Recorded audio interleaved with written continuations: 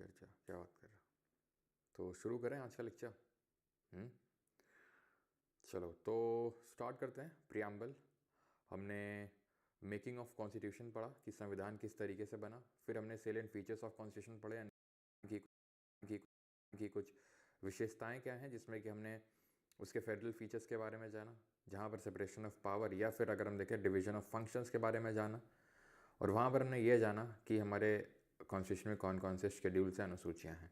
ठीक है, हमने ये नहीं देखा था कि सोर्सेज क्या हैं हमारे कॉन्स्टिट्यूशन में जो डिफरेंट चीज़ें ली गई हैं, बोरो करी गई हैं, बिकॉज वो अपने आप अल्टीमेटली हमें धीरे धीरे करके याद हो जाएंगी। उसके लिए हमें अभी पढ़ने की ज़रूरत नहीं है।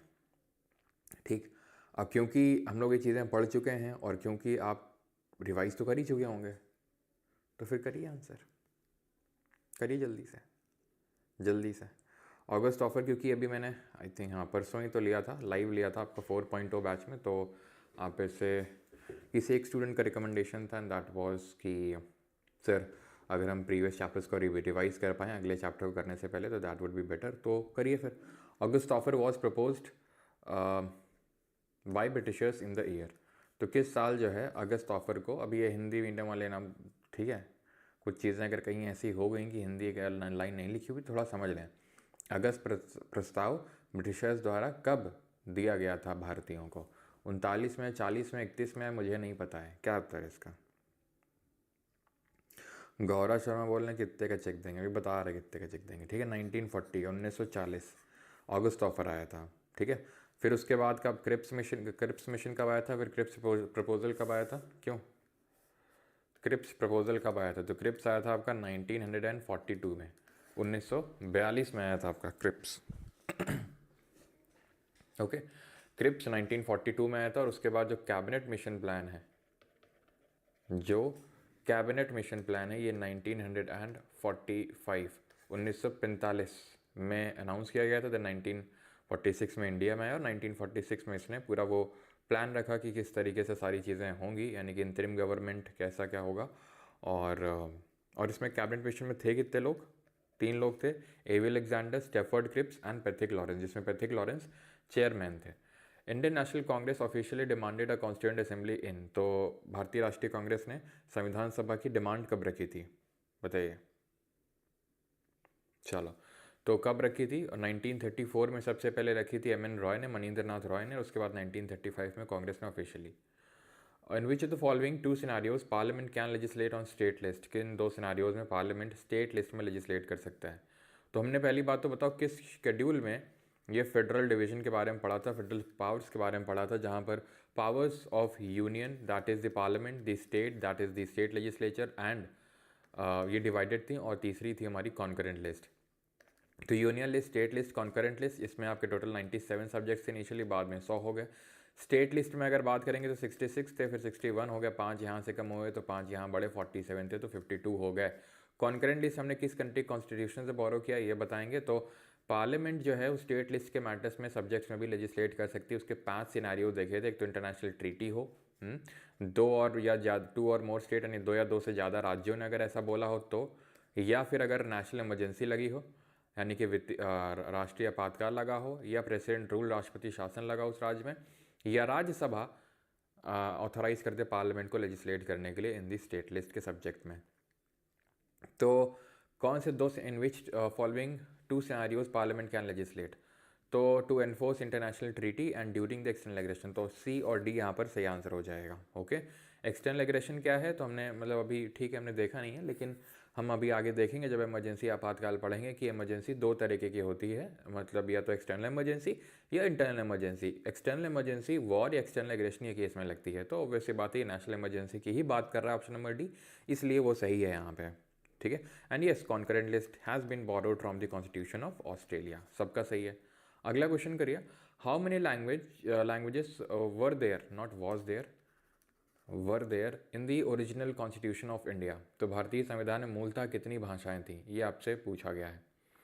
12 थी, 22 थी, 14 थी, या फिर आप टॉपर हैं क्या है? तो यहाँ पर अगर बात करेंगे तो ओरिजिनली पहली बात तो किस शेड्यूल में लैंग्वेजेस थी, किस शेड्यूल में थी? तो शेड्यूल नंबर था आपका 8। उसमें 12 लैंग्वेजेस थी, उसके बाद अमेंडमेंट करके जोड़ी गई। एक तो 21st अमेंडमेंट हुआ, देन 72nd अमेंडमेंट हुआ, देन 92nd अमेंडमेंट हुआ। इन अमेंडमेंट से आपकी जो है लैंग्वेजेस को जोड़ा गया। जैसे 21st की अगर बात करेंगे तो इससे सिंधी को ऐड किया गया।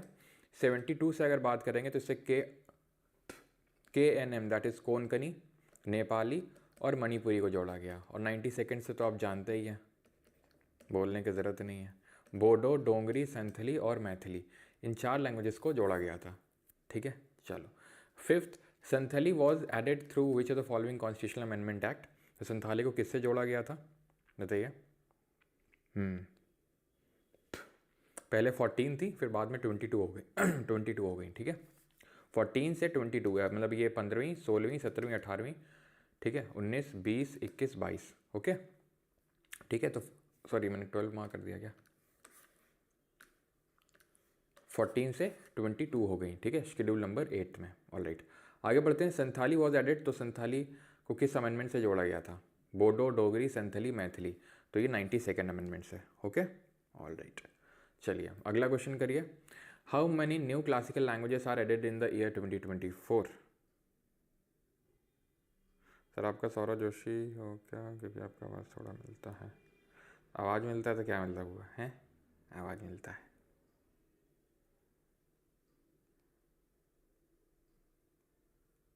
चलो, तो टोटल क्लासिकल लैंग्वेजेस जो इनिशियली थी वो 6 थी। तू शुरू तो कर, तू शुरू तो कर, मैं आर्या। ठीक है, तो आर्या से ओडिया, मलयालम, कन्नड़, तमिल, संस्कृत, तेलुगु। ठीक है, 5 नई जोड़ी गई हैं, जिसमें कि आपकी आती है मराठी। मराठी बोलेगा, बोल, आती है मराठी तेरे को। पाली, प्राकृत, असमीज़ एंड बंगाली। ठीक है, असमीज़ एंड बंगाली। चलिए अगला है 7th, which of the following schedules is related to the panchayat. तो पंचायत जो है से कौन सा शेड्यूल एसोसिएटेड है। पंचायत से कौन सा है। ओडिया नेम चेंज हुआ था, ऐड नहीं हुई थी कोई लैंग्वेज। हैप्पी शर्मा, आप सही हैं वहाँ पे कि 96th अमेंडमेंट से लैंग्वेज वो मतलब नाम चेंज हुआ था। ठीक है, चलो। तो पंचायत की अगर बात करेंगे तो 11th एंड 12th वाला बात करता है किसकी, नगर पालिका को बुला के गड्ढे भरवाओ। ठीक है, म्यूनिसिपैलिटी। चलो लास्ट क्वेश्चन नहीं, आई थिंक सेकंड लास्ट है। ओरिजिनली आर कॉन्स्टिट्यूशन में कितने क्या थे, तो 395 आर्टिकल्स थे, 395 अनुच्छेद थे। ठीक है, और 8 शेड्यूल्स थे, 8 अनुसूचियाँ थी और 22 भागों में विभाजित थे। अभी अगर बात करेंगे तो 8 के 12 हो गए और 22 के 25 हो गए हैं। ये 22 के 25 पार्ट्स हो गए हैं, जिसमें कि आपको पता होना चाहिए पार्ट नंबर 7 को डिलीट भी किया गया था। 4 नए पार्ट जोड़े गए हैं, जिसमें कि जैसे पार्ट 14A आता है, पार्ट 9A आता है, पार्ट नंबर 9B आता है, और एक और कौन सा पार्ट है ज़रा बताइए। तो पार्ट नंबर 7 को डिलीट किया गया, पार्ट नंबर 7 को कॉन्स्टिट्यूशनल अमेंडमेंट नंबर 7 से डिलीट किया गया था। ठीक है, dash was chosen as the temporary president of the constituent assembly. तो ठीक है, प्रेसिडेंट ऑफ कॉन्स्टिट्यूएंट असेंबली, तो अगर बात करेंगे तो पहले तो डॉक्टर सचिदानंद सिन्हा बने थे टेम्परेरी, उसके बाद राजेंद्र प्रसाद बन गए थे परमानेंट। ठीक है, objective resolution the last question, objective resolution was accepted by constituent assembly on. तो उद्देश्य प्रस्ताव की अगर बात करेंगे तो सबसे पहली बार आया कब था कॉन्स्टिट्यूएंट असेंबली में, कौन लेके आया था, तो ये आया था 13 दिसंबर को, लेकिन वो पूछ ही नहीं रहा, पूछ रहा है अडॉप्ट एक्सेप्ट कब किया था। लेके कौन आया था इसको जरा बताइए। तो एक्सेप्ट किया गया था इसका 22 जनवरी 1947 को, यानी 22 जनवरी 1947 को इसको एडॉप्ट या एक्सेप्ट किया गया था। और इस डेट को जो है इसको प्रेजेंट किया गया था before the constituent assembly, presented by Jawaharlal Nehru. तो ये तो ऑब्वियस सी बात होने की गलती थी क्योंकि उन्होंने प्रेजेंट किया था। अब आते हैं आज प्रियम्बल पे। ठीक है, ये है प्रियम्बल देश का। प्रियम्बल है क्या, तो प्रियम्बल हमारे कॉन्स्टिट्यूशन की जो बुक है उसका पहला पन्ना है। किसी भी किताब का पहला पन्ना, आप फैट मैन का पहला पन्ना खोलोगे तो आपको क्या मिलेगा, मेरे वर्ड्स मिलेंगे आपको कि मैं इस बुक के थ्रू आपको क्या देना चाहता हूँ, क्या डिलीवर करना चाहता हूँ। उस बुक की एसेंस मिलेगी आपको उस पर्टिकुलर पहले पेज में। तो उसी तरीके से हमारा जो कॉन्स्टिट्यूशन है उसका जो पहला पेज है दैट इज़ प्रियम्बल या प्रस्तावना, जहाँ से हमें उसकी एसेंस मिलती है, कॉन्स्टिट्यूशन की फ़िलॉसफी के बारे में पता चलता है, संविधान के दर्शन के बारे में बताता है ये हमें। It is an introductory statement in a constitution which states the reasons and the guiding values of the constitution. यानी कि संविधान के एक परिचयात्मक वक्तव्य है जो संविधान के कारणों और मार्गदर्शक मूल्यों को बताता है। यानी कि एक इंट्रोडक्टरी स्टेटमेंट है, बिकॉज सबसे पहले ही दिया हुआ है तो इंट्रोड्यूस कर रहा है हमें कॉन्स्टिट्यूशन से। इट कंटेन्स दी समरी और the essence of the constitution, जो अभी हमने डिस्कस किया। It was made after the entire constitution was compiled. So this is a point worth remembering कि जब हमारा पूरा संविधान बन गया था उसके बाद बना था। सिंपल सी बात यह है कि मैंने अपना पहला पेज पहले तो नहीं बना दिया होगा, सबसे पहले किताब बनी होगी। इट इज़ लाइक कि भाई अगर आप इंडेक्स बना रहे हो बुक का, ठीक है, वो प्रियम्बल अलग है, एसेंस अलग है, इंडेक्स अलग है, बट फिर भी उससे आप रिलेट कर सकते हैं कि बिना आप बुक को कंप्लीट किए कुछ किए हुए इंडेक्स तो बना नहीं सकते ना। जैसे मान लो कि मैंने लिखा है कि पॉलिटी का मेकिंग ऑफ कॉन्स्टिट्यूशन इस पेज नंबर से इस पेज नंबर है, जब तक कि वो पेज नंबर कंप्लीट नहीं होगा, किताब कंप्लीट नहीं होगी, वो पॉसिबल ही नहीं। उसी तरीके से उसका एसेंस लिखना बिना ये लिखे उतना पॉसिबल नहीं है। तो इसी वजह से जब पूरा संविधान बन गया उसके बाद प्रियम्बल जो है बनाया जाता है। It is modified version of the objective resolution presented by Jawaharlal Nehru before the constituent assembly.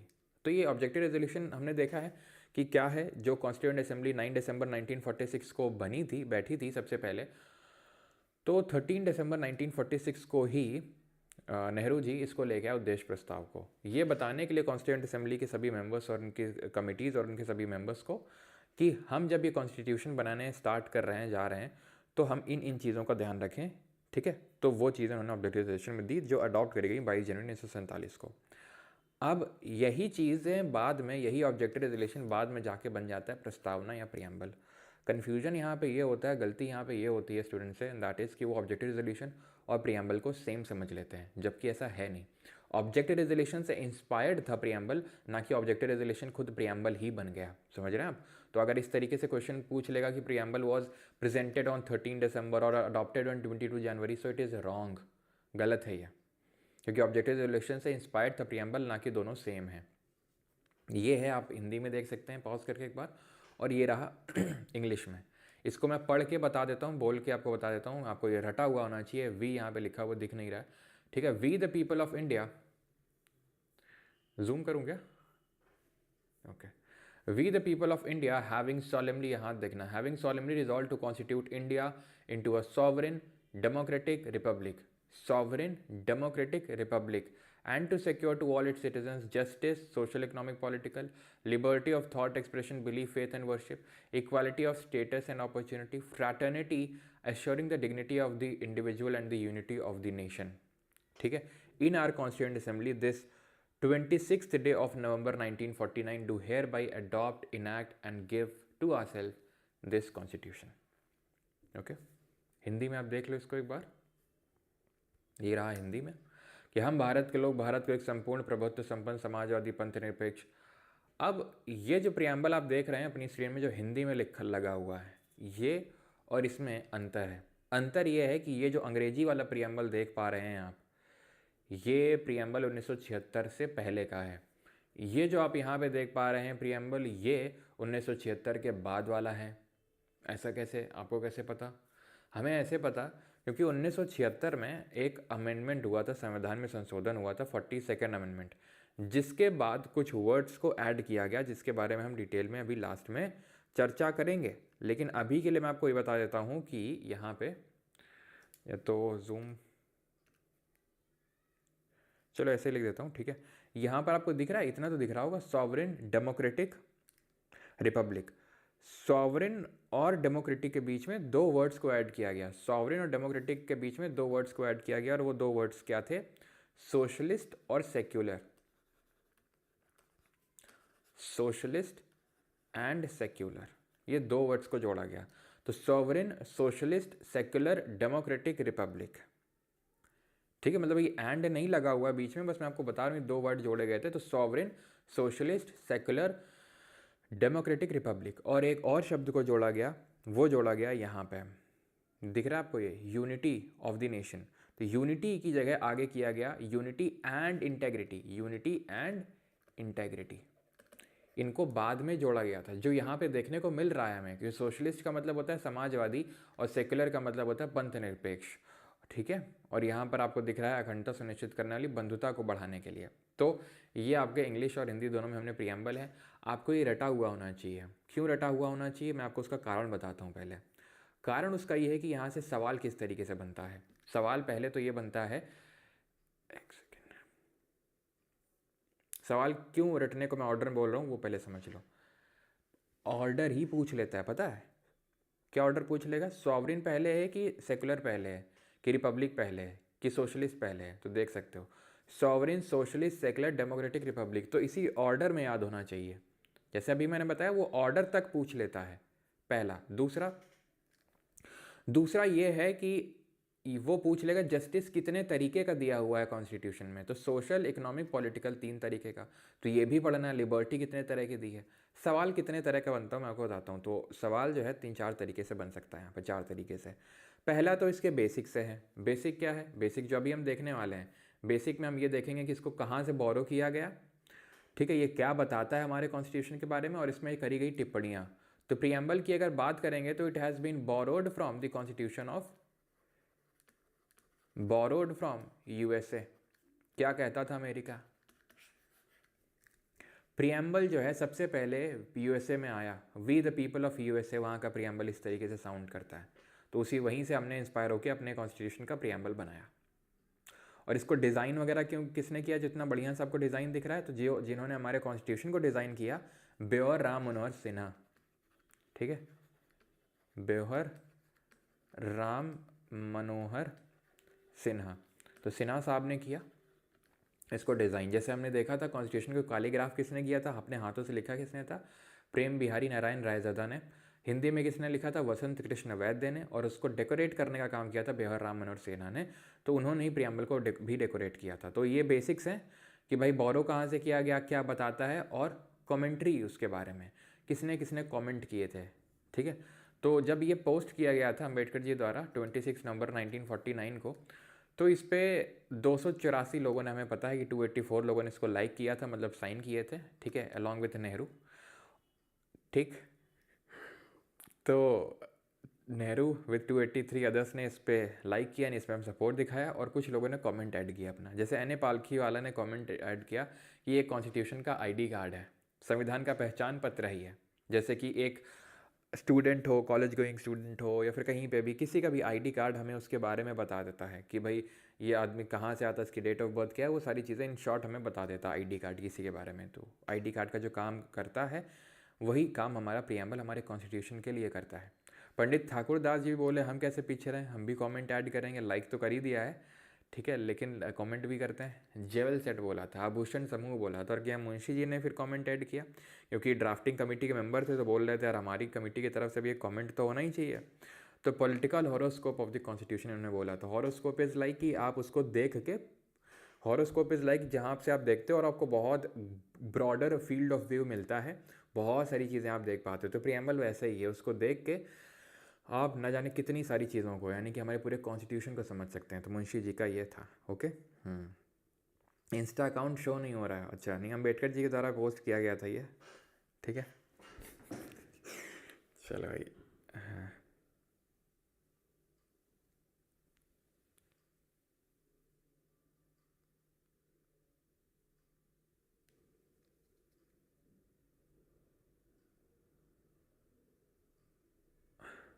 हाँ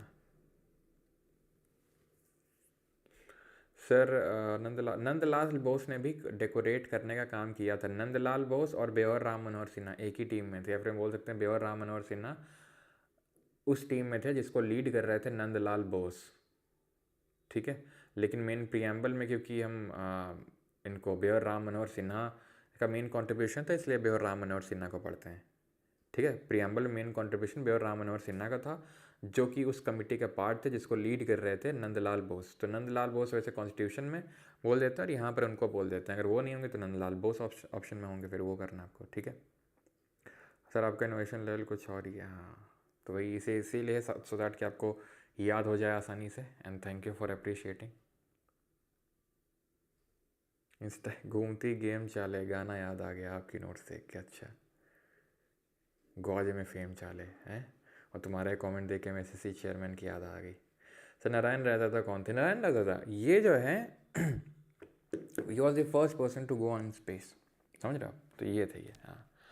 तो प्रियम्बल के बारे में ये बेसिक्स एंड कमेंट्री पहले पूछेगा, फिर दूसरे तरीके का सवाल बनेगा इसके 4 चीज़ों से।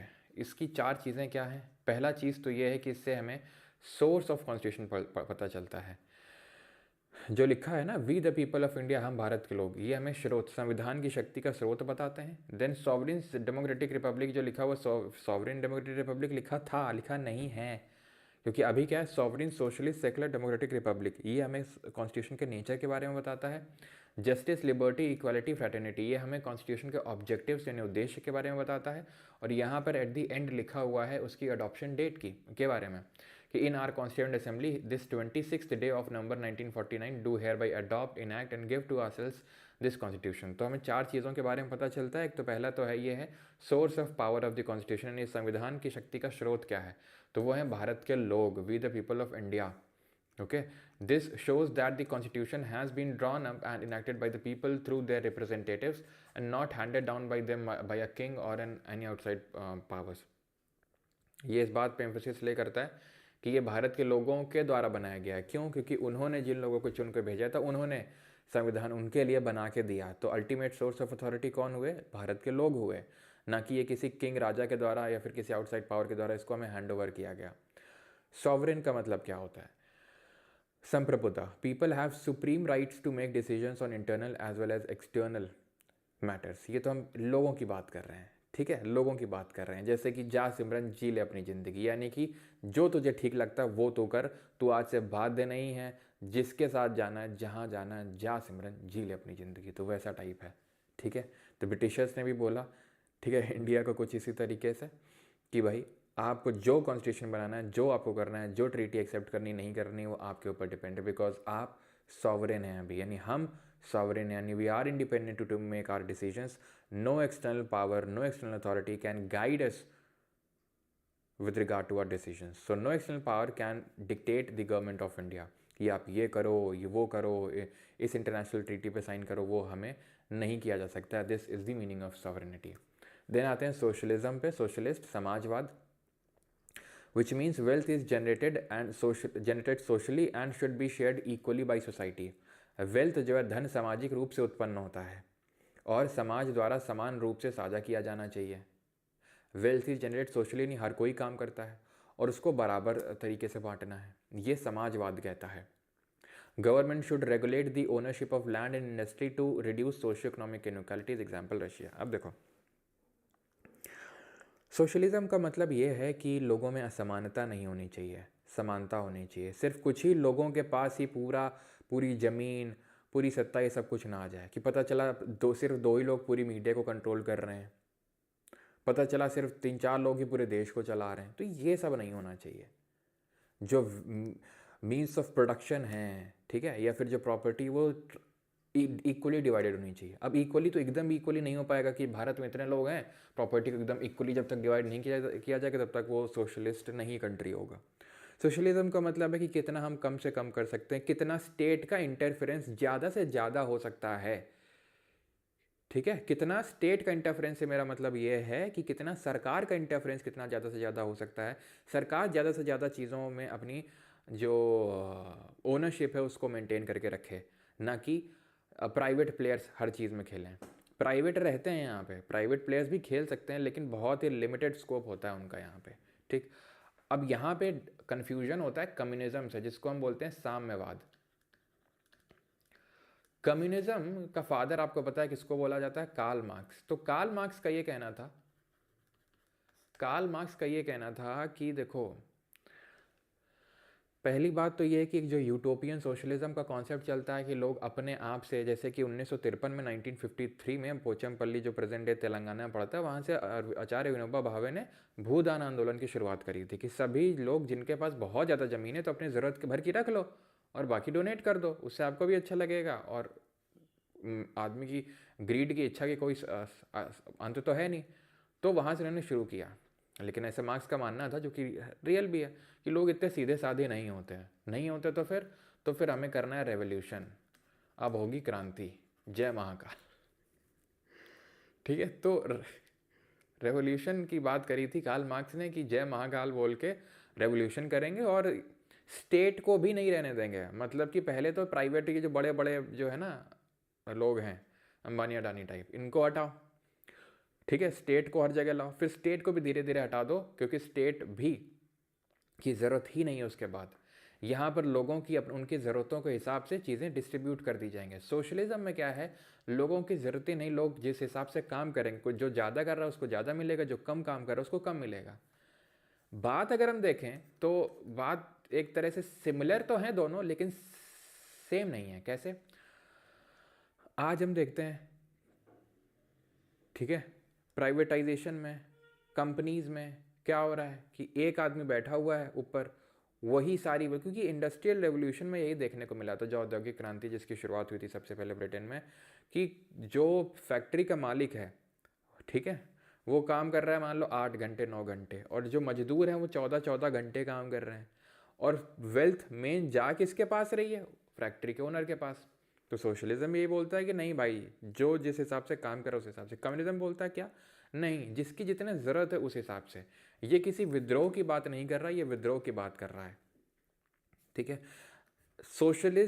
सोशलिज्म के भी कई फॉर्म्स होते हैं, और उसमें से जो सबसे नियरेस्ट है to communism is radical socialism.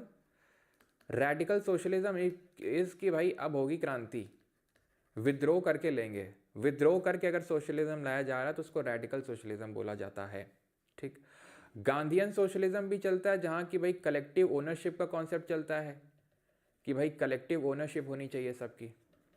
ये गांधीयन सोशलिज्म बोलता है कलेक्टिव ओनरशिप होनी चाहिए, ठीक। और एक और है जिसको हम बोलते हैं नेहरूवियन सोशलिज्म, जो कि एक तरह का डेमोक्रेटिक सोशलिज्म का ही एक टाइप है। नेहरूवियन सोशलिज्म, नेहरू जी का ये मानना था कि मिक्स्ड सोशलिज्म होना चाहिए।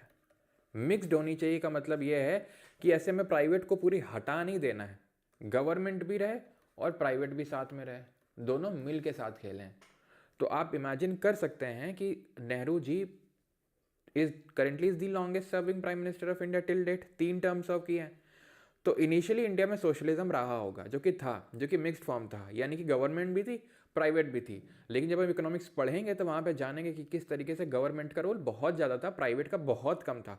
तो जब 1991 में हमें ये बैलेंस ऑफ पेमेंट क्राइसिस हुआ, इकोनॉमिक हमारा डाउनटर्न देखने को मिला, तब हमने क्या किया, उसे अब इकोनॉमिक्स में पढ़ेंगे, तब हमने कुछ रिफॉर्म्स लाए जिसमें कि प्राइवेट शेयर होल्डिंग को हमने बढ़ाया, प्राइवेट प्लेयर्स को और ज़्यादा से ज़्यादा अंदर लाए, हम खेलने का मौका दिया। और आज अगर हम भारत की स्थिति बात करें तो ये तो हम नहीं बोल सकते हैं कि जैसे हम पोस्ट इंडिपेंडेंस सोशलिज्म की तरफ थे सोशलिज्म, तो आज भी हम सोशलिज्म है। आज बहुत हद तक हम कैपिटलिज्म की ओर बढ़ रहे हैं। कैपिटलिज्म सोशलिज्म और कम्युनिज्म का एकदम विरोधी है, ठीक है। कैपिटलिज्म जिसको पूंजीवाद बोलते हैं, पूंजीवाद बोलता है पूंजीपति, है ना, आप सुनते पूंजीपति। पूंजीपति में क्या है कि भाई मेहनत करो, ठीक है, और मोस्टली कैपिटलिज्म का ये होता है profit profit profit profit maintain करना है, चाहे भले वर्कर की कंडीशन बेकार हो, चाहे जितना घंटे उनको काम करना पड़ रहा है, उससे फ़र्क नहीं पड़ता है।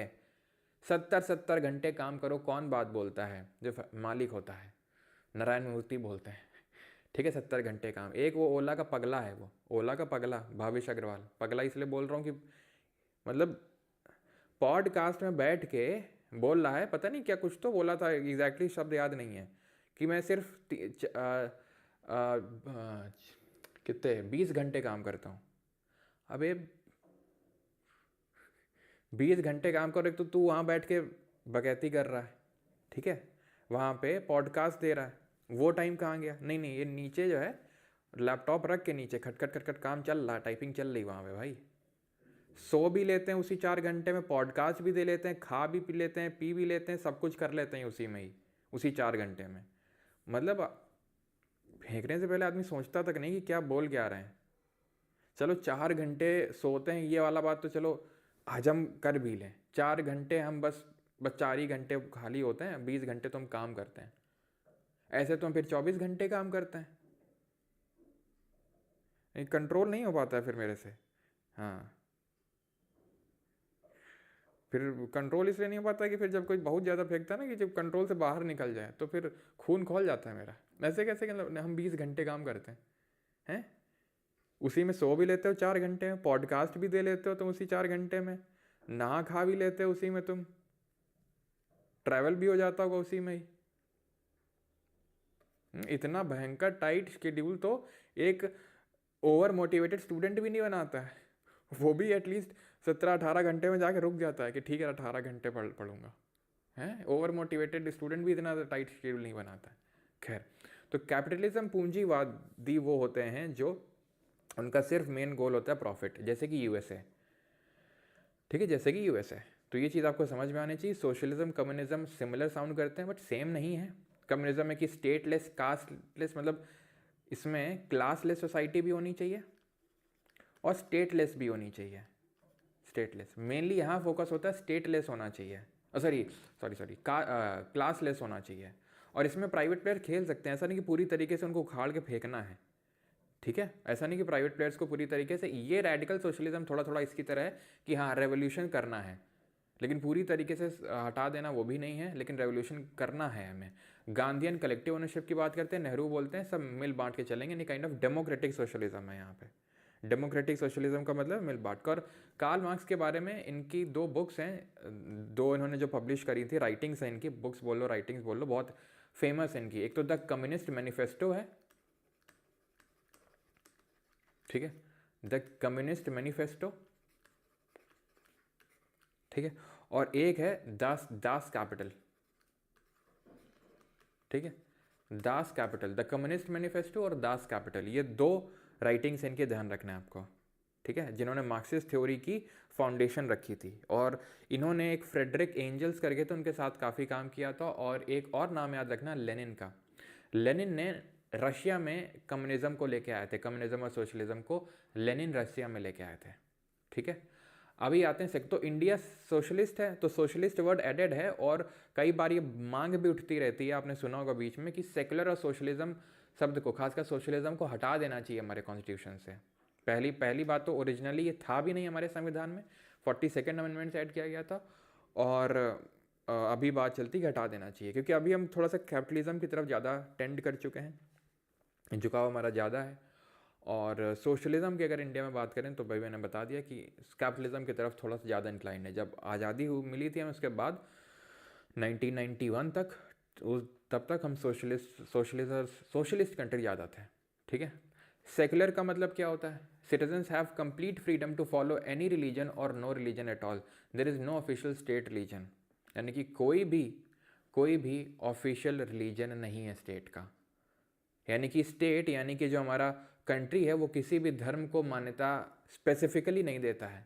जैसे कि पाकिस्तान है, ये क्या बोलता है खुद को? Islamic state of Pakistan. Islamic state of Pakistan मतलब यहाँ पर इस्लाम धर्म को ज़्यादा मान्यता है, जितनी उसको मान्यता उतना किसी धर्म को नहीं, इस्लाम को। ठीक, तो उसको बोलते हैं। यहाँ पर अगर बात करेंगे इंडिया में हम, ठीक है, इंडिया में तो हर धर्म को मानता है, और भारत का ऐसा कोई ऐसा, जैसे Pakistan Islamic state of Pakistan, तो ऐसा नहीं है। जैसे कि काफ़ी सारे जो मिडिल ईस्ट के कंट्रीज़ हैं, जो अरब देश हैं अरेबियन पेनिनसुला में, तो वो भी काफ़ी सारी इस्लामिक कंट्रीज़ हैं। इनफैक्ट एक ग्रुप भी बना हुआ है ना, इस्लामिक कंट्रीज़ का। So there is no official state religion. Government treats all religion beliefs and practices equally and impartially. In India, secularism follows a positive concept. अब देखो, सेकुलरिज्म 2 तरीके का होता है, एक पॉजिटिव और एक नेगेटिव। पॉजिटिव का मतलब होता है ये, नेगेटिव का मतलब, नेगेटिव समझ लो पहले, नेगेटिव का मतलब ये होता है जहाँ पर स्टेट का कोई इंटरफेरेंस नहीं होगा, कंट्री का कोई इंटरफेरेंस नहीं होगा रिलीजियस मैटर में। यानी कि वो किसी को सब्सिडी नहीं देने वाली है, वो रिलीजियस मैटर में उसका कोई भी इंटरफेरेंस नहीं होगा, कोई भी दखलंदाजी उसकी नहीं होगी कि उसको गवर्न करे, उसके लिए कोई एक एक्ट ले आए पार्लियामेंट में उसको गवर्न करने के लिए, कुछ नहीं, जो दिखाई दे सो करो। पॉजिटिव कॉन्सेप्ट ये कहता है कि स्टेट का इंटरफेरेंस रहेगा।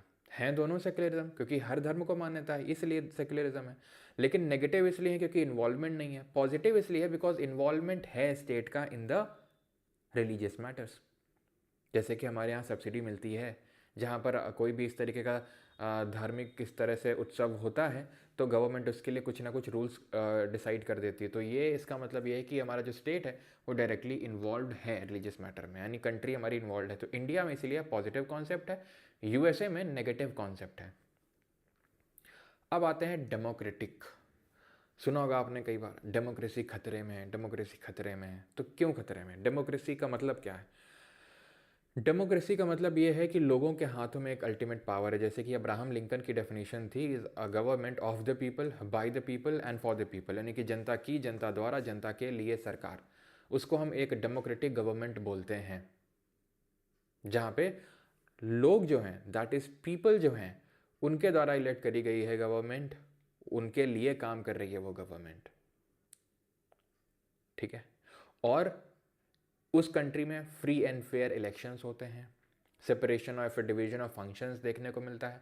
तो वो डेमोक्रेसी के बारे में बताता है, एक हेल्दी डेमोक्रेसी के बारे में बताता है। And you know, India is the largest democracy in the world.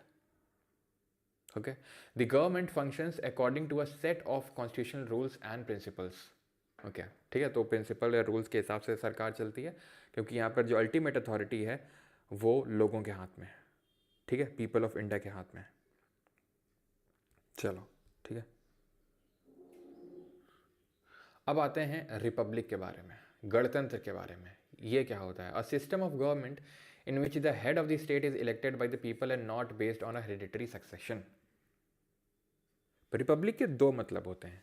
एक तो ये है, रिपब्लिक का मतलब अगर हम देखें कि ultimate authority is people of India, जो कि सिमिलर लगेगा आपको डेमोक्रेसी से। अल्टीमेट अथॉरिटी कौन है?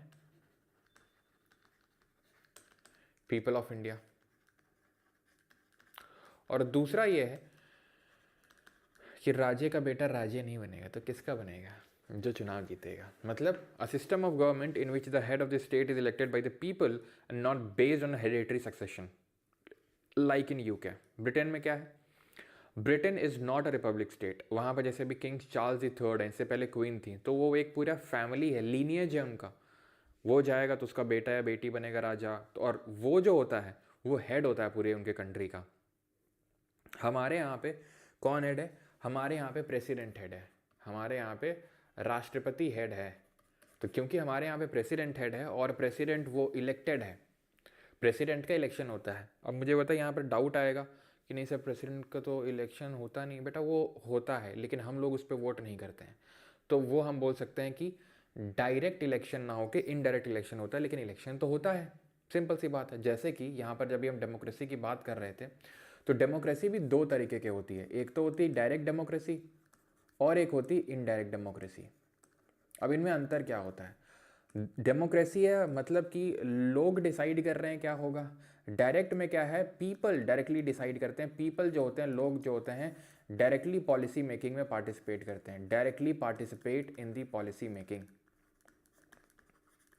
इन दी पॉलिसी मेकिंग। जैसे कि कोई बिल एक्ट बनेगा नहीं बनेगा। याद है आपको जब हमने ये चीज़ देखी थी कि 21 फरवरी 21 फेब 1948 को 1948 को कॉन्स्टिट्यूशन का पहला draft which was prepared by B N Rau, ध्यान रखना इस चीज़ का, ठीक है। पहला जो ड्राफ्ट है कॉन्स्टिट्यूशन का, उसको बी एन राव ने प्रिपेयर किया था।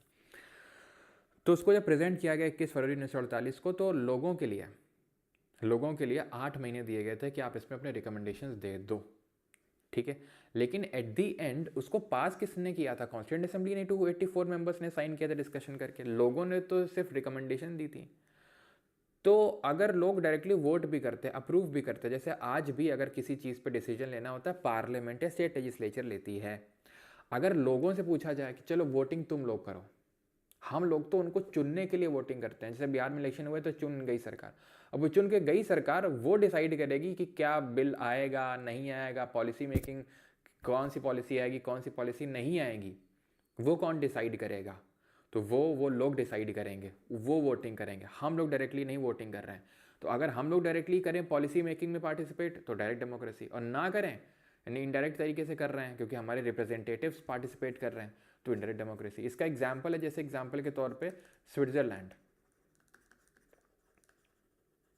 और इसकी अगर बात करें तो मोस्ट ऑफ द कंट्रीज इसका एग्जाम्पल है, जैसे इंडिया हो गया, यूएस हो गया, ये सब आपका यूके, सब इनडायरेक्ट डेमोक्रेसी है, ठीक है। चलो आगे बढ़ते हैं अभी। अब ये जो अभी तक हम पढ़ रहे थे, ये कॉन्स्टिट्यूशन का नेचर था। Sovereign, socialist, secular, democratic, Republic, इसी ऑर्डर में याद रखो, रट लो बैठ के, अभी रटो इसको आंख बंद करके। Sovereign, socialist, secular, democratic, Republic. Sovereign, socialist, secular, democratic, Republic, ठीक।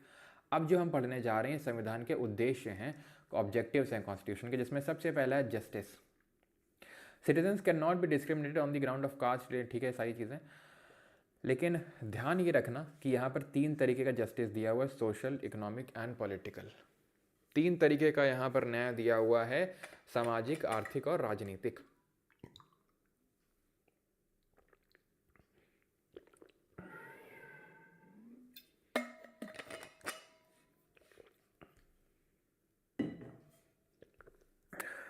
पॉलिटिकली न्याय मिलेगा, ठीक है, पॉलिटिकल यानी राजनीतिक तौर से न्याय मिलना चाहिए, इकोनॉमिक तरीके से और सोशल तरीके से। तो ध्यान रखना 3 तरीके की जस्टिस हैं, social, economic and political. Liberty जिसका मतलब होता है स्वतंत्रता, तो ये 5 तरीके की है, थॉट की, एक्सप्रेशन की, बिलीफ की, फेथ की और वर्शिप की, ठीक है। प्रस्तावना में स्वतंत्रता के 5 रूप दिए गए हैं, विचार, अभिव्यक्ति, विश्वास, आस्था और उपासना।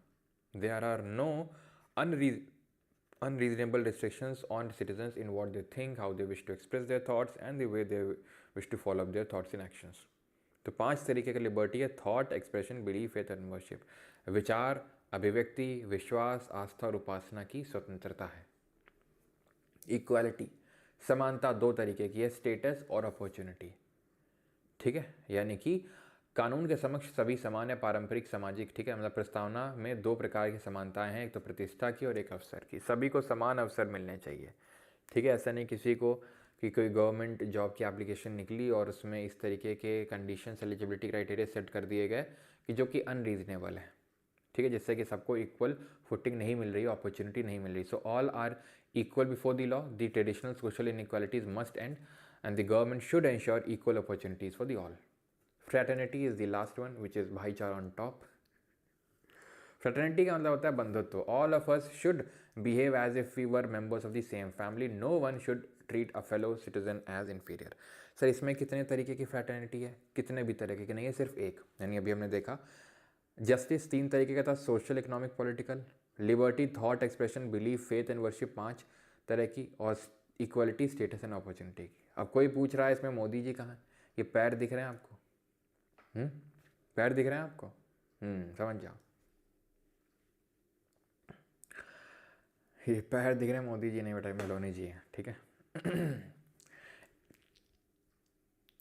Is preamble a part of constitution and is it amendable? क्या प्रस्तावना संविधान का हिस्सा है और क्या यह संशोधित हो सकता है?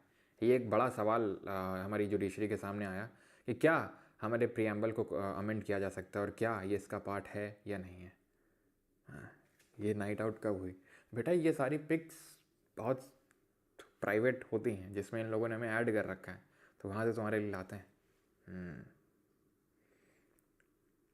मेलोनी जी क्या कर रही हैं वहाँ, ये तो अब तुम सोचो, बाकी तो अब क्या ही बताएं। खैर, तो प्रस्तावना की जब बात आई तो 1960 में 1960 में बेरूबारी यूनियन केस, बेरूबारी संघ मामला जो है 1960 में निकल के आता है, ठीक है। बेरूबारी संघ मामला, बेरूबारी यूनियन केस।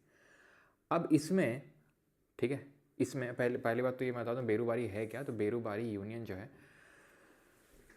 ये एक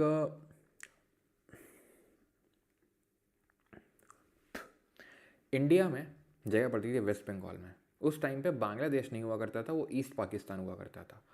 तो ईस्ट पाकिस्तान यानी प्रेजेंट डे बांग्लादेश को ये हमने देना चाहा, यानी पार्लियामेंट ने हमारे देना चाहा। तो उसको लेके एक केस हुआ था जिसको बेरूबारी यूनियन केस बोलते हैं, जो कल भी हम डिस्कस करेंगे इसको, ठीक है। कल जब हम पार्ट 1 ऑफ कॉन्स्टिट्यूशन देख रहे होंगे, संविधान का जो भाग नंबर 1 है, तो उसमें मैं आपको बताऊंगा जब हम देखेंगे कि किस तरीके से क्या टेरिटरी दी जा सकती है, नहीं दी जा सकती है तब।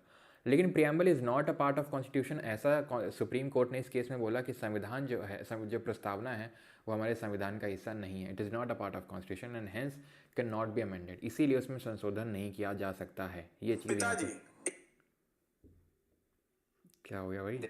चलो, तो the preamble is not a part of constitution and hence can not be amended, ठीक है। तो ये चीज़ बोला गया इसमें।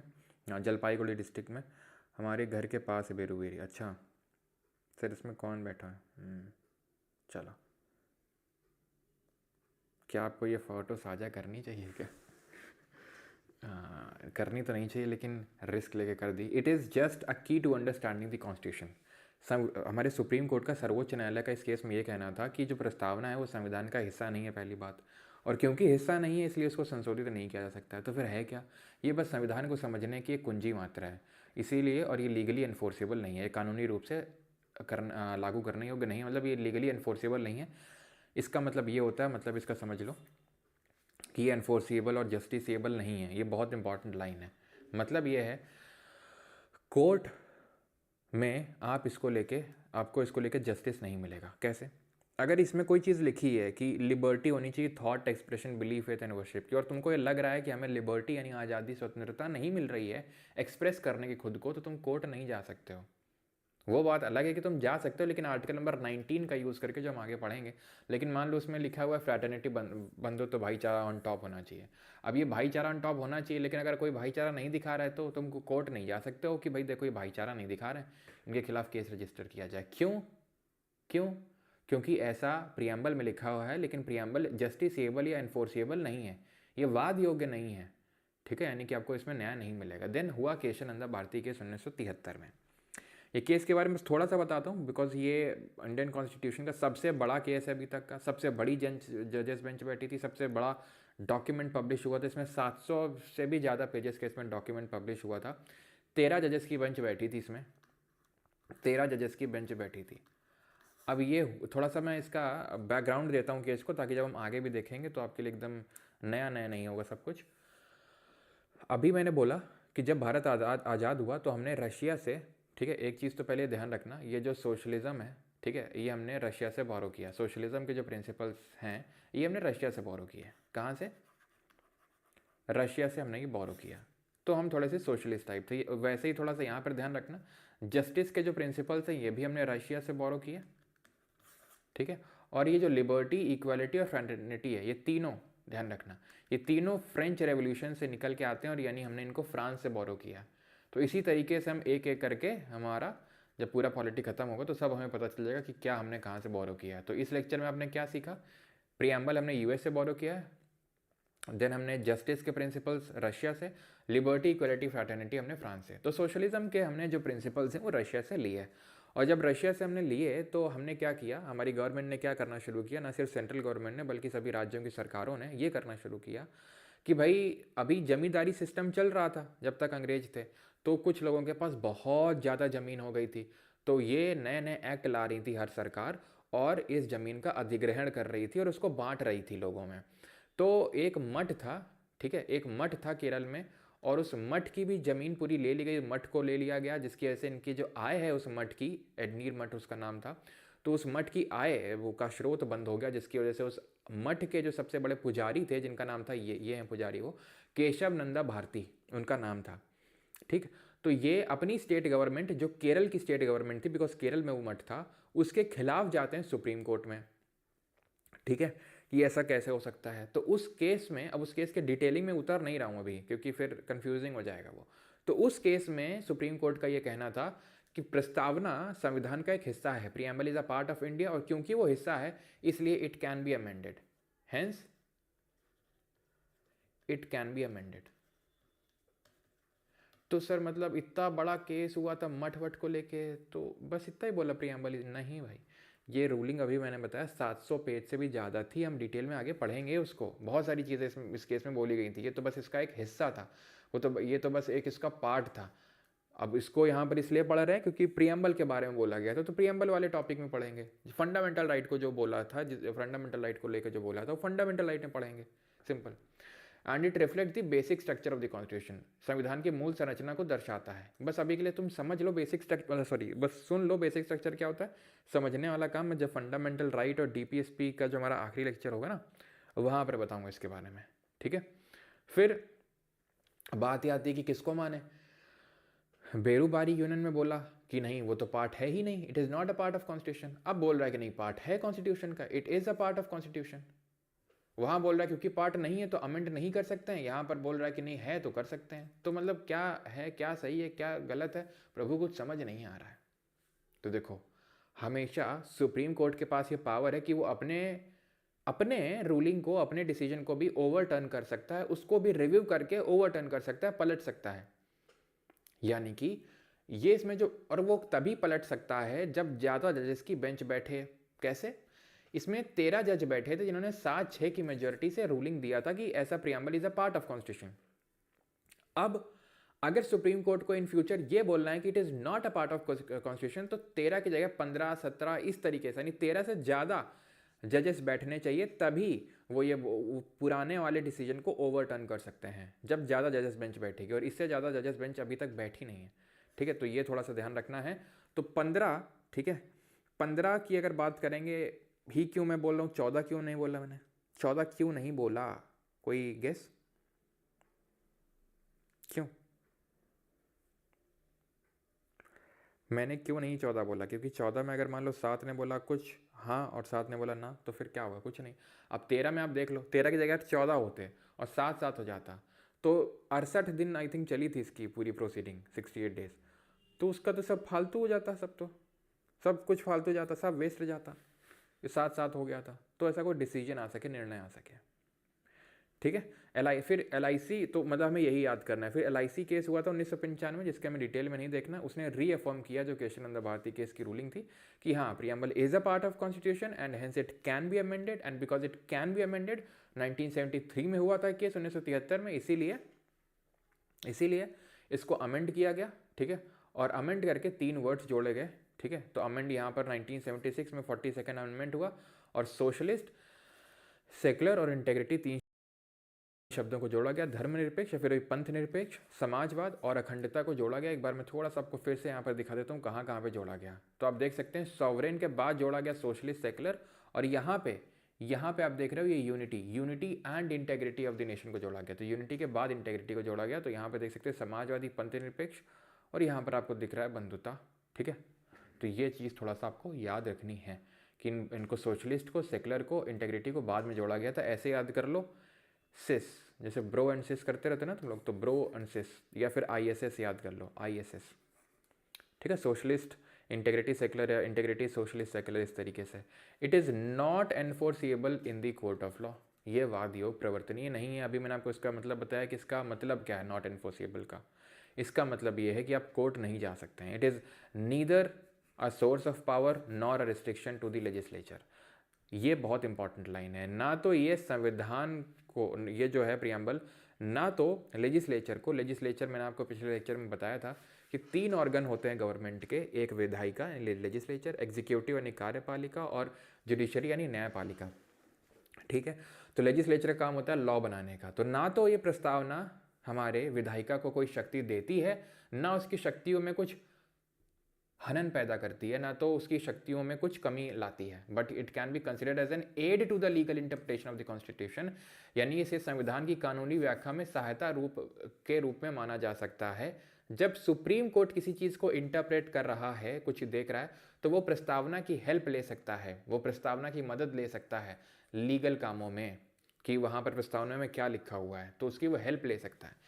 ये ना तो स्रोत है शक्ति का, ना तो रिस्ट्रिक्शन लेजिस्लेचर के लिए, लेकिन ये सहायता कर सकता है लीगल इंटरप्रिटेशन में। ये थोड़ी सी चीज़ हमें ध्यान में रखनी है। प्रियम्बल में किसी को कोई डाउट है तो वो पूछ सकता है। बाकी कुछ लोग पूछते रहते हैं कि सर इन लेक्चर की रिकॉर्डिंग कहाँ पे मिलती है, तो परमार जी के बैच जो 4.0 है, परमार अकेडमी है पर वेबसाइट में, वहाँ पे, ठीक है। तो वहाँ पे आपको नोट्स, सारी चीज़ें मिल जाती हैं, ठीक है। और जब मैंने अभी 4.0 का सेशन लिया था प्राइवेट टेलीग्राम ग्रुप पे, तो काफ़ी लोग कहते हैं सर क्वेश्चन और अगर एक्स्ट्रा लगाने तो कहाँ से लगाएं, ठीक है। तो यहाँ से आप लगा सकते हैं लिटिल बॉय से, बिकॉज यहाँ पर SSC के और UPSC के सबके दिए हुए हैं जो प्रीवियस ईयर अगर मैं बात करूँ क्वेश्चन हैं, ओके। चलो, टिंको यादव बेटा मार खाओगे बहुत।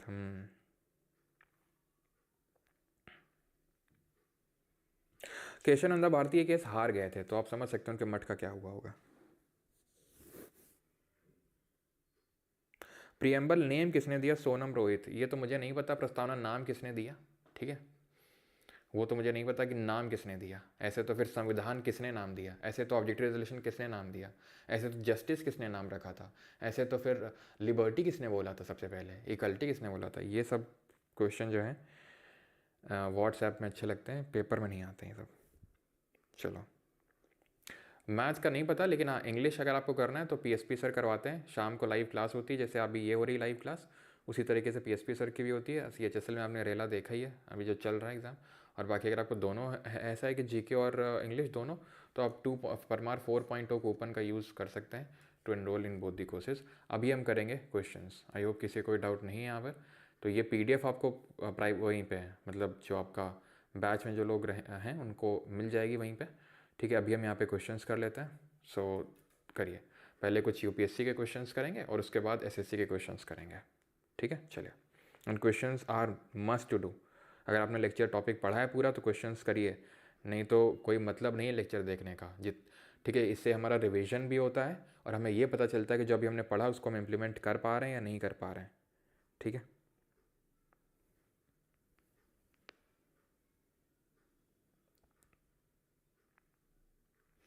हाँ वो हम बाद में करेंगे, इकोनॉमिक्स भी करेंगे। HC मुखर्जी कौन थे? वाइस प्रेसिडेंट थे HC मुखर्जी और VT Krishnamachari. So, which of the following statement with reference to the preamble of the Constitution are correct? The word secular comes before the word socialist. So this is wrong. याद करो, we the people of India having solemnly resolved to constitute India into a democratic socialist secular republic. So socialist will come before the secular word. So ये वाला गलत हो जाएगा, ये वाला गलत हो जाएगा, ये वाला गलत हो जाएगा, अपने आप 2 and 3 सही हो गया। The word justice comes before the word equality. Yes, justice पहले आता है इक्वलिटी से। The word fraternity comes after the liberty. Fraternity सबसे आखिर में पढ़ा हुआ था। जस्टिस कितने तरीके का था, इक्वालिटी कितने तरीके का था, और फ्रैटर्निटी जरा बताएंगे। ऐसे लिखेंगे, जे कितने बार था, ई कितने बार था और एफ कितने बार था, बताइए जल्दी से। अगला है, which of the following statement with regards to the preamble to the constitution of India is not correct. भारत के संविधान की उद्देशिका के संबंध में निम्नलिखित कथनों में से कौन सा सही नहीं है, ये आपसे क्वेश्चन पूछा है, करिए। तो यहाँ पर अगर बात करेंगे तो जस्टिस है आपका सोशल, इकोनॉमिक एंड पॉलिटिकल, 3 तरीके का। Equality of status and opportunity, fraternity सिर्फ एक ही तरीके का। लिबर्टी, इक्वलिटी, फ्रैटर्निटी हमने लिया फ्रांस से, जस्टिस लिया है हमने कहाँ से, रशिया से। The term secular democratic republic was not there in the preamble originally. Yes, because secular word को बाद में जोड़ा गया। तो पहले क्या था, सिर्फ डेमोक्रेटिक रिपब्लिक था। सेक्युलर डेमोक्रेटिक रिपब्लिक बाद में हुआ है। पूछा क्या है, गलत पूछा हमसे। Preamble contains the basic structure of the constitution. अब ये अभी हमने देखा भी था, अगर आपको याद हो केशवानंद भारती केस में। यहाँ पे कहाँ है क्या, चलो कोई नहीं। तो अभी हमने उसमें देखा था ना बेसिक स्ट्रक्चर। मैंने आपको बोला था अभी रटना या समझना नहीं है, बिकॉज मैं आपको समझाऊंगा बाद में इसको, जब केशवानंद भारती केस डिटेल में डिस्कस करेंगे। अभी बस सुन लो। तो वो ये बेसिक स्ट्रक्चर है। बाई इटसेल्फ तो ये भी सही है, by itself the preamble is not enforceable in a court of law. ये भी हमने देखा कि प्रियम्बल एनफोर्सेबल और जस्टिसेबल नहीं है, वाद योग्य नहीं है, प्रवर्तनीय नहीं है। Supreme Court has held that preamble can not be considered as an aid to the legal interpretation. उसको वो उल्टा है कि नहीं स्टेटमेंट, जो हमने स्टेटमेंट देखा था भाई, देखो देखो देखो देखो देखो, जब हमने स्टेटमेंट देखा था, ठीक है, जो हमने स्टेटमेंट देखा था उसके हिसाब से अगर हम देखें तो ये गलत है, क्योंकि उसमें था कि preamble can act as an aid to the constitution. तो D3, which is the following is not an Indian form of socialism. तो इसमें से इंडियन फॉर्म ऑफ सोशलिज्म निम्नलिखित में से कौन सा एक समाजवाद का भारतीय रूप नहीं है, बताइए। And it is good to see कि आज जितने लोग ने लेक्चर अटेंड किया सभी क्वेश्चन अटेंड कर रहे हैं, that is a good thing. Sir नाम जब काउंटर लिंक प्लीज़, ओके चलो मैं वहीं डाल दूंगा, उसी में सफ़र वाले चैनल पे जहाँ पर मैंने शॉर्ट डाला था वहीं पे, ठीक है।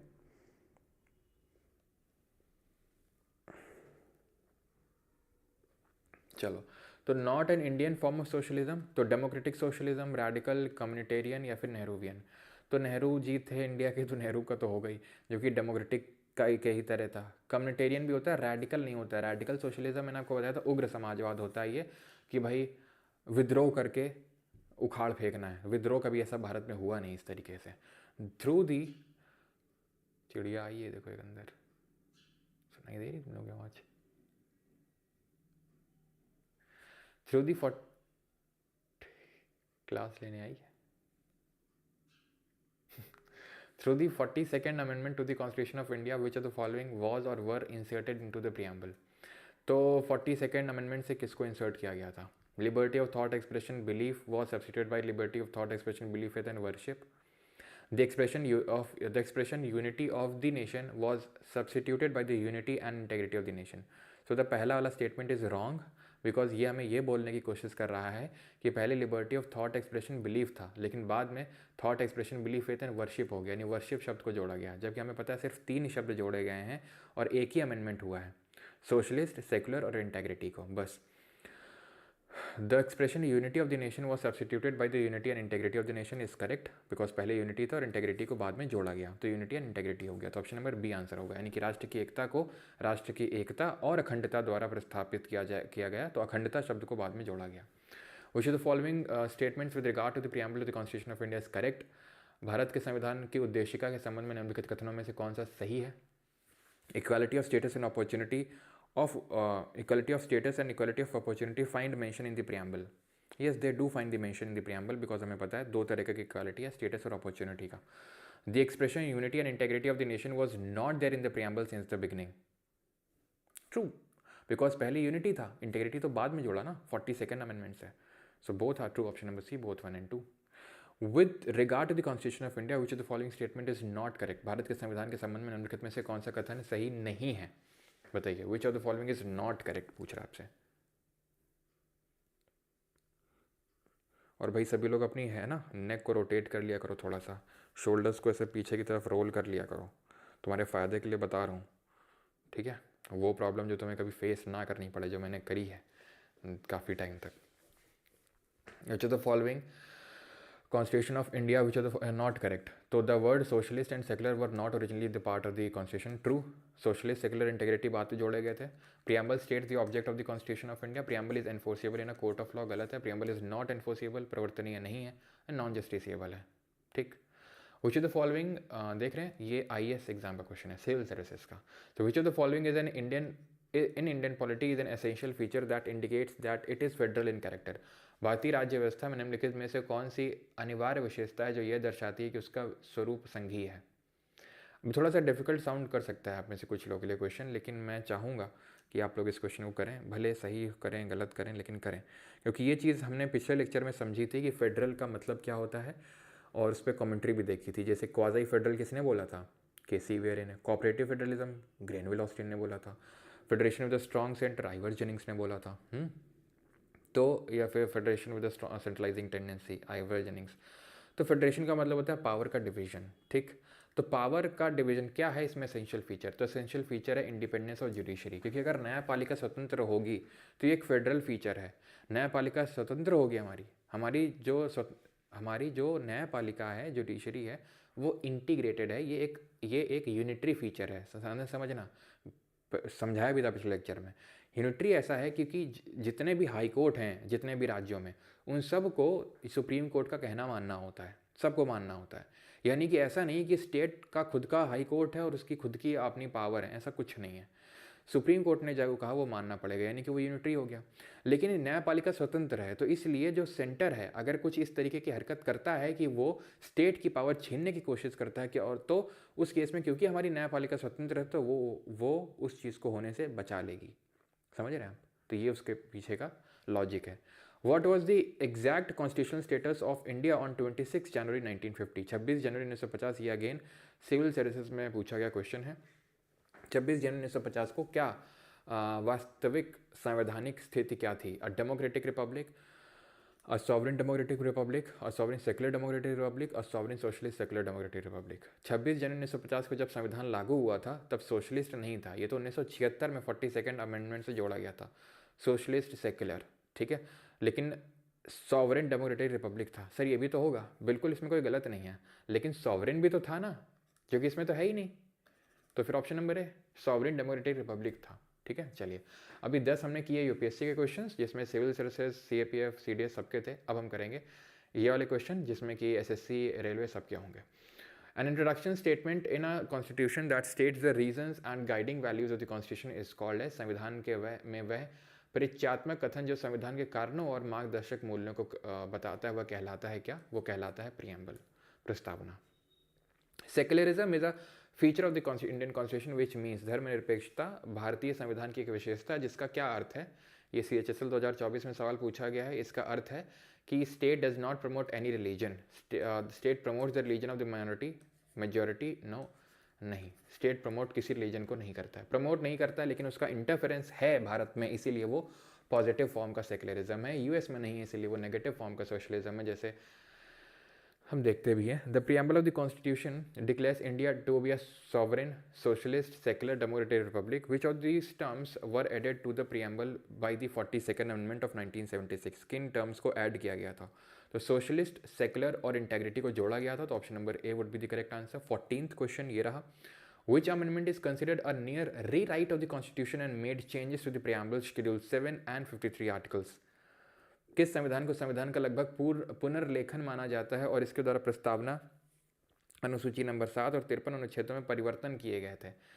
अब याद हो अनुसूची यानी कि शेड्यूल नंबर 7 किसकी बात कर रहा था? Union state is concurrent list. और हमने देखा था 42nd कॉन्स्टिट्यूशनल अमेंडमेंट से 5 सब्जेक्ट्स को ट्रांसफर किया गया था from which list to which list? From state list to concurrent list. यही हमने देखा था, जिसमें कि कौन कौन से थे, जिसमें कि हमने ये देखा था कि एजुकेशन भी था, वेट्स एंड मेजर भी था, ठीक है, वेट्स एंड मेजर था, एडमिनिस्ट्रेशन ऑफ जस्टिस था, protection of wild animals and birds था, फॉरेस्ट था। तो ये 5 सब्जेक्ट्स को ट्रांसफर किया गया था 42nd अमेंडमेंट से। प्रियम्बल में हमने देखा है कि सिर्फ एक ही बार अमेंडमेंट हुआ है, वो भी 42nd अमेंडमेंट हुआ है, इसीलिए इसको हम मिनी कॉन्स्टिट्यूशन भी बोलते हैं, जो 1976 में हुआ था 42nd amendment mini constitution. 15 the preamble of the constitution was amended in 1976 to include which of the following words? भारतीय संविधान की प्रस्तावना में 1976 में निम्नलिखित में से कौन सा शब्द शामिल करने के लिए संशोधन किया गया? बताइए। Preamble of Indian constitution was amended in 1976 to include which word? Federal and parliamentary, democratic and republic, unity and integrity of is socialist and secular. हाँ जी, preamble of constitution amended in 1976 to include which of the following word? तो socialist और secular इन दोनों को जोड़ा गया था, इंटेग्रिटी को भी जोड़ा गया था, लेकिन अब यूनिटी को तो नहीं जोड़ा गया था, इसलिए हमने उसको टिक नहीं किया। क्योंकि यूनिटी को नहीं जोड़ा गया था, इन दोनों को जोड़ा गया था, इसलिए मैंने ऑप्शन नंबर डी को सिलेक्ट किया। According to dash dash parliament amended the constitution, ठीक है, अभी नहीं करना है बिकॉज हमने पढ़ा नहीं है, लेकिन देख सकते हैं अभी। एक्चुअली ये अमेंडमेंट के आर्टिकल के बारे में पूछ रहा है, और अमेंडमेंट से जो आर्टिकल डील करता है वो 368 है, 368, जिसके बारे में हम डिटेल में पढ़ेंगे जब पार्लियामेंट चैप्टर पढ़ेंगे वहाँ पे, कि किस तरीके से अमेंडमेंट होता है, संशोधन होता है। The word secular was added to the preamble of the constitution in India by, अब वही है भाई, ठीक है, 42nd। चलो 20 तक क्वेश्चन करेंगे, उसके बाद आपको करने हैं क्वेश्चन। केबीसी 1973, अब इसको मैं केबीसी पढ़ा करूँगा आगे से, ठीक है, आगे मत बोलना सर ये कौन बनेगा करोड़पति है क्या, ठीक है, नहीं पूछना तो पड़ेगा जी, ठीक है, ये सब मत करना आगे। केबीसी बोलेंगे, KBC in 1973 stemmed the question that the preamble can be amended, it is a part of constitution and hence it can be amended, okay? In the preamble of the constitution the term socialism derives its inspiration from which of the following? तो socialism, हमारा constitution socialism की inspiration कहाँ से लेता है? तो ये लेता है रशिया रेवोल्यूशन से। फ्रेंच से क्या लेता है? लिबर्टी, इक्वालिटी एंड फ्रैटर्निटी, स्वतंत्रता, समानता और भाईचारा बंधुत्व। And the last question, which of the following does not indicate the meaning of the word republic mentioned in the preamble? निम्नलिखित में से कौन सा शब्द प्रस्तावना में उल्लेखित गणराज्य का अर्थ नहीं दर्शाता है? Republic, the head of the state is elected directly or indirectly for a certain period, yes it is the meaning of republic. Political sovereignty lies in the people and not in one person, तो जब हमने वो मैंने आपको बताया था Republic के 2 मतलब हैं, तो दोनों वही मतलब लिखे ए बी में। C, all government offices are open to every citizen without any discrimination even in the absence of any privilege class, ठीक है, सारे गवर्नमेंट ऑफिसेज जो हैं ओपन है सभी के लिए। वो बात अलग है कि अब खैर छोड़ो। एट द हाईएस्ट पॉइंट, ठीक है, तो ये तीनों ही होंगे। At the highest post of the country where the head of the state is hereditary king, तो हेरिडिटरी किंग नहीं होता, वो यूके में होता है, यहाँ नहीं चलता है वो सब, ठीक है। प्रियम्बल क्या बताता है? अथीस्ट है भारत, नास्तिक है, यूनिटरी है, सेकुलर है, फेडरल है। तो सेकुलर है, फेडरल भी तो है सर, नहीं है, कल पढ़ेंगे क्यों फेडरल नहीं है। फेडरल है लेकिन लिखा नहीं है कॉन्स्टिट्यूशन में कहीं पे भी, ठीक है, कल पढ़ेंगे हम लोग। बाकी क्वेश्चंस आप खुद से लगाएंगे, ठीक है।